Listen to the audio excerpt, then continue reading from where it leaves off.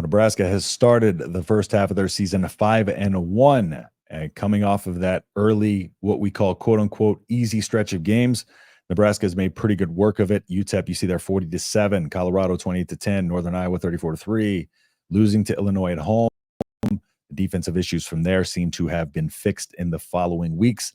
Defense firing like crazy against Rutgers. Now just trying to get the offensive, performances back up. But I'm telling you, this small execution stuff can go a long way for this team. The way the film looks right now, there are some things where if Raiola can get the ball out of his hands a little bit quicker, and on some of these, when they break out of their routes, I think he can complete some of these quick hitting routes a little bit. Those ones where the defender kind of is able to get across and get their hand on it. I think he's just a little bit late on some timing stuff. There are some play calling issues in terms of spacing. There will be a situation where there's two guys that are sitting down at the same spot of the field. There's one defender sitting behind them, and that gives them an opportunity to just have that one guy, kind of monitor those two routes, keep everything in front of him. And it's a hard throw to make because he can crash down on the ball. So there are some things that Nebraska does need to improve, and some slight things that they can improve to take this offense, back up a notch. It's not as doomsday, I guess, as some people are alluding to, but there are some things that need to be improved. Definitely execution is a big concern, but the bye week, coming off the bye week and how well they practiced going into the Purdue and Rutgers. And I know we say good practices, but the good practices turned into good performance on the defensive side of the ball. So let's go ahead and move forward to Indiana. Now, Indiana is a team that, of course, has taken the country by storm. Great story, all of that, right? But some of the things that they do well are things that Nebraska can take advantage of, or some of the things that they like to do. Now, they're an offense that'll take what you give them. They love to attack the middle of the field, whether it be short, intermediate. They love to attack the middle of the field. So they're going to, challenge the linebackers. They're going to run a lot out of shotgun, and they will occasionally go over the top. If they kind of get you down, they're going to go over the top. But Curtis Rourke is very smart in a lot of instances about where he puts the ball. Pretty good touch. So Nebraska's goal is to keep everything in front of him, be able to make plays on those underneath routes. They run shotgun. The run plays come out of shotgun. Like I said, they love to attack the middle of the field, which was Calic Manis's, biggest strength was the intermediate middle part of the field. And he was the highest graded in terms of where he throws in that part of the field. And Nebraska was able to shut that down. And I believe that was his lowest graded part of the field that he came out of. So Nebraska does have, a recipe for success here. In Indiana, I question their physicality still. They're a team of JMU transfers. While they are a very good team, I just don't know how physical they can be. Northwestern going blow for blow with them. Maryland defense put them, in some situations, in some tough situations, to where that was probably the hardest hardest game that Northwestern Indiana had at moving the ball. And they were able to create some turnovers in those games. So there's opportunities there for Nebraska, and especially with Nebraska being by far the most physical and best defense they've faced this year. I kind of like our odds against Indiana. I have all season, and I still do. Now, big opportunity here, of course, number 18 team in the country on the road, a Big Ten game, chance for Nebraska to put a performance out on a big noon kickoff. And, one last thing I'll say on it, the team they remind me of is Maryland from last season, right? Maryland from last season came out of the gates 5-0. Taulia Tagovailoa, of course, was the quarterback. 5-0, electric, powerful offense. They had a good enough defense. Their defense was playing pretty well up until week 5, and they faced Ohio State. And Ohio State kind of, knocked them off their axis a little bit, and they finished the season, I believe, 7-5. So 2-5 after going 5-0. I'm not saying Indiana is that team, but there are a lot of comparisons there. So, I caution a lot of people when we get these sensationalized teams in the media and stuff like that, and it's a great story, that we get a little bit, I guess, what's the word I'm looking for? We kind of embrace the story to where we kind of prop those teams up a little more. Whereas when really good teams have, really good performances, we find a way to nitpick those because, what we expected from them. I think this is one of those things where Indiana wasn't expected to be anything. So we paint this beautiful picture of what they are versus you have a team like, let's say, an Ohio State that struggles in the first half versus Iowa, but wins 35-7, and people are sitting there picking apart their performance. Expectations matter in terms of how these teams are viewed, right? Now let's go ahead and move forward to Ohio State. Oh, actually, let me give my prediction there. Nebraska wins, and I'm going to go ahead and put a prediction out of 28-24. I wanted to say 31-24. That requires a field goal. So I'm going to say 28-24. Now let's go ahead and go down to Ohio State. Ohio State, of course, in my opinion, the best roster, best team in the country. They got the best running back duo in the country, and Travion Henderson and Quinshon Judkins. Fifth nationally with 6.24 yards per carry between the two of them. And, the combination that they have on the outside of Jeremiah Smith and Emeka Egbuka is excellent. 53 catches for 886 yards and 11 touchdowns. The one thing on the offensive side of the ball that they tend to be good at usually that nobody's really stood out is the tight end position. The tight end position there is not going to be, it's so far has not been one of those things that they were able to utilize a ton in the passing game consistently. But there's not a lot of flaws in this team. Ohio State's line has been excellent. Jack Sawyer and JT Tuimalo, have been awesome off of the edges, and the linebackers they can be tested, and they will be tested against Oregon. And that'll tell us a lot about this Ohio State linebacking core, is how they hang with the athletes of Oregon. Now, Nebraska's athletes, of course, aren't on the level of Oregon's, but we get an idea for, this one part of the team that is the quote unquote the weaker part in terms of just the secondary and those things and the defensive line. But those are just really good units, right? So to say those are better doesn't mean that they have a bad linebacker in core. It just means that that's the part of the field where you want to test them. So, like I said, they get an opportunity to show how for real they are against Oregon. I honestly think they beat Oregon. I picked the 38-28 final. Ohio State and Columbus, they're going to win that game. Great measuring stick for Nebraska to see where they're at this point, that point of the season, though. That'll be a really, really good test. I just really am curious to see how we go in against the team in this type of season where we would normally get blown out, having a good season. We saw it when we went into Ohio State and Columbus, and then, we're ranked and then played Wisconsin and lost an OT the next week. It's one of those things where it's like Nebraska's this Ohio State's this buzzsaw for Nebraska. So we'll see how that goes. But I got to take Ohio State to win that one by a couple touchdowns. Moving on to UCLA. I won't spend too much time on UCLA. UCLA is not a very good football team. Deshaun Foster is a little bit in over his head there. He's just never been a coordinator. He was a running back coach, a position coach that came up and was hired as a head coach at a team that really is a struggle in terms of, recruiting there sometimes. They really don't have all of the resources that a lot of these other schools have. So really with your coaching hire, you wanted it to be one of those things where you're able to create some buzz and create some good positive news so you can try to get those recruits and get those portal guys in there and really start to transition, over. Look at, for instance, Indiana with Cignetti. Now, UCLA didn't have an opportunity or didn't do any of that. The Deshaun Foster hire was criticized from the start, rightfully so, just because of his lack of experience. And while I think he's a good coach, I just don't think he's ready for that. So UCLA will be kind of a sitting duck in Memorial Stadium at home. Please don't be a trap game. Please don't be a trap game. Moving forward over to USC. So USC has been a little bit up and down this year. There are some things about USC that are really good and some things about USC that are really bad. Last week against Minnesota, turnovers like crazy. Also penalties like crazy.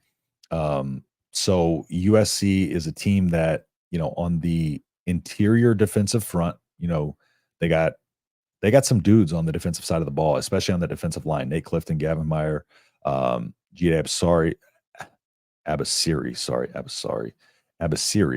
Um, he's earned more playing time as the season went along. Bear Alexander decided to redshirt, as we saw a couple weeks ago, so he's going to be increasing his role. I'm sorry there after that decision, so we'll see how that works out with them and see how because Bear Alexander, Bear Alexander was a really good defensive player, but I do think Absari has the opportunity to come in and step in his role and play it just as well. So we'll see how that goes. But the defensive side of the ball, they have Jamil Muhammad, Devin Tompkins, Sam Green, and Anthony Lucas coming off of the edges.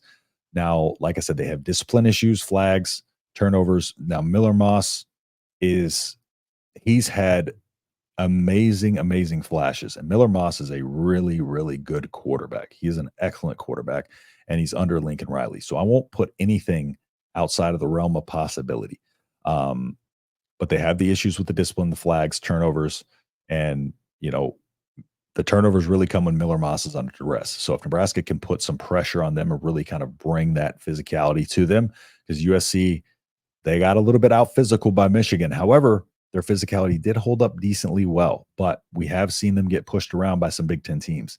So Moss is under pressure on 30% of his dropbacks without blitzes and on 34.8% of his dropbacks with blitzes. Okay, so put that in perspective. Nebraska needs to get pressure on Miller Moss, and they need to do it early and often. Now, I want to pick this as a win, but can I really go 6-0 at the end of the season, right? One of these Nebraskas are 5-1, 5-1 to also end the season on this back stretch here. It's possible, but I think I'm going to have to mark the USC game as one of the losses. It's going to be in LA, and of course, that's going to be an incredible quarterback, probably the best one Nebraska's faced all season. He's going to, that November time frame, they're going to have worked on a lot of kinks, and Lincoln Riley's a really good coach, especially offensively. The Anton Lynn has that defense playing very, very well. So they are a well-coached team that could be a problem for Nebraska if Nebraska's offensive efficiencies don't work themselves out. They're going to have a tough time keeping up with USC. So although Nebraska's defense can hold USC, but the offense has got to be clicking too. So moving over to Wisconsin. So yeah, USC's a loss. So that'll put us at, what is that? So 6-1, 7-1, 7-2, 7-3. So 7-3 coming into the back half of these last two games. Now Wisconsin right now, they can't find any consistency in their passing game. Braden Locke coming in for Tyler Van Dyke was really just kind of a worst case scenario for the start of Luke Fickell's tenure there.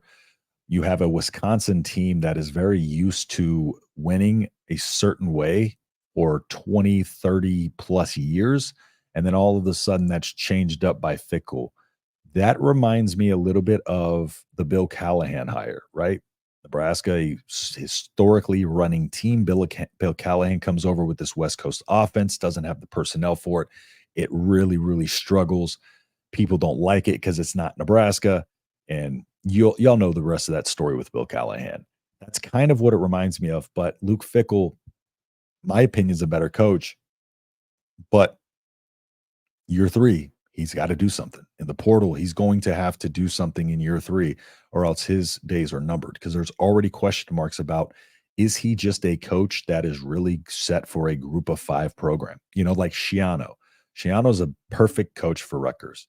Bielema, perfect coach for Illinois. Is this a situation, like that, where Luke Fickell was just great for Cincinnati, right? And so, they're going to hit the ground heavy. They rushed for 228 yards versus Purdue, so they just kind of went to that run game. Locke had 3 touchdowns and 2 interceptions. So again, Locke is not very efficient with his passing, and he can be beat. This all happened against a low Purdue team. Let's keep that in mind as well. Purdue's probably going to fire Ryan Walters at the end of this season. So, they nearly doubled their rushing attempts from the week prior. But I just think beating Purdue doesn't do anything for me. Nebraska's going to go in, and they are going to finally slay the dragon that has haunted us. That is Wisconsin in Memorial Stadium. Memorial Stadium is going to be juiced up for that one. Nebraska wins that one, and we are at 8 wins. Now we roll into Kinnick Stadium against Iowa, team that we love all so much, right? Iowa's a disciplined team. They kind of are the same thing that they have been, and you know, I still believe Tim Lester was the perfect offensive coordinator hire, um, but passing game still isn't there. Go figure. They are a disciplined team as usual. They don't commit a lot of penalties. Last I checked, they were last in the Big Ten in terms of total penalties and penalty yards, or first, however you want to look at it. They do move at a bit of a faster pace than we're used to, but their heavy ground approach again. Caleb Johnson, 10 touchdowns, averages 7.9 yards per carry, and he averaged 5.7 versus Ohio State, right? So he's a really, really good running back, but that plays into Nebraska's strengths, which is Nebraska's run defense. One of the best run defenses in the country, if not the best. Haven't allowed a rushing touchdown. Should be a great matchup, but their strengths play into Nebraska's strengths in a way. Also, some of Nebraska's weaknesses with the discipline and stuff like that play into Iowa's, but I'm hoping by that point, Nebraska can have a lot of these execution issues, corrected. And I just don't think Iowa has the offense to keep with Nebraska's offense when it's firing, and defenses. They're both very good defenses, right? Iowa also is prone to give up a little bit more of an explosive play rate than previous seasons, but they're still a team that, Nebraska's going to have to come in there and methodically beat down. They hung in there in the first half of the game versus Ohio State, but Ohio State is what they are. But I think Nebraska goes in, wins this game, and finishes with 9 wins. And I know that's probably a little bit on the optimistic side, but I predicted 5-1 out of the gate. I just got the loss wrong. I was at Rutgers instead of Illinois, but Nebraska finishes with 9 wins and probably finishes ranked with a lot of momentum going into the next season. You get to a bowl game, probably don't get to a playoff game, depending on who you beat. That would be the case, but I think 10 wins would get you there. I don't know if 9 wins do, but I think overall Nebraska fans will be pretty happy about that, especially depending on how the Ohio State game goes, and the USC games goes, the two that I have predicted as losses. Definitely depending on how those go. If those are blowouts, maybe we're feeling a little less confident. But if we can hang in that Ohio State game and then roll off, kind of the way I kind of mentioned it, then Nebraska's in a great situation heading into year 3 under Matt Rule. And I think a lot of us are talking about year 2 under Matt Rule as if it's year 3. Well, let's get to year 3 and then we'll see that next jump, right? This is the best he's ever done in year 2 anywhere. And it was one of the harder, Baylor was pretty difficult, but it was a tough situation he was in, to come in and rebuild and turn this around as quickly as he has. So Nebraska finishes at 9-4, and rolls in the offseason in a good spot. And like I said, I think we're very happy with 9-4. So do you think I'm crazy? Drop your your season predictions and your score predictions below if you have score predictions as well. Who do you think we're going to win? Who do you think we're going to lose to? Where was I right? Where was I wrong? Leave your comments. Let me know, and I'll be down there chatting with y'all, and kind of getting your ideas. And maybe I'll do kind of a video on what y'all say as the season goes along once we get there, and can break down y'all's thoughts on the season and see who was right and who was wrong. So with that being said, I appreciate everybody. If you made it this far in the video, please drop a like, leave a comment, subscribe to the channel. And with that being said, I will see you in the next video. Peace.